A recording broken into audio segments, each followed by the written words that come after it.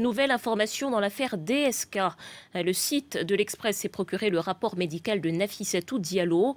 La femme de chambre a été examinée par un hôpital de Manhattan et d'après ce rapport, ses blessures seraient bel et bien dues à un viol. Les précisions de notre correspondant à New York, Jean-Bernard Cadier. Elle ne change pas grand-chose sur le fond parce que la plupart des informations qui sont dans ce rapport étaient déjà connues. Elles figuraient dans la procédure civile qui a été déposée par l'avocat. Mais effectivement, le mot viol a été écrit par un médecin qui a examiné Nafissatou Diallo 3 ou 4 heures après les faits. Et donc, le déroulé des événements et le choix des mots dans ce rapport est extrêmement important. Ce rapport fait état de rougeur, le mot est important, rougeur dans la zone vaginale de la victime présumée, Nafissatou Diallo.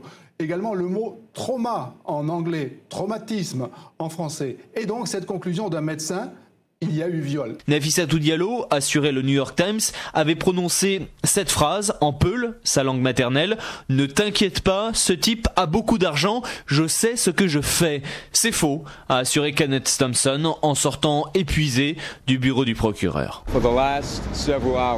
Pendant les heures qui se sont écoulées, nous étions là-haut à écouter les bandes.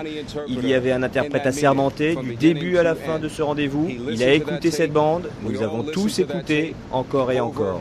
Et cet enregistrement montre que la victime n'a jamais dit « il a beaucoup d'argent et je sais ce que je fais ». Nafissatou Diallo a effectivement dit au téléphone que Dominique Strauss-Kahn était riche et puissant, reconnaît Kenneth Thompson. Elle a également dit « je sais ce que je fais », mais en parlant de l'avocat qui allait la défendre. Pour Kenneth Thompson, la preuve est désormais faite que sa cliente n'a jamais été vénale. Et concernant votre demande d'asile,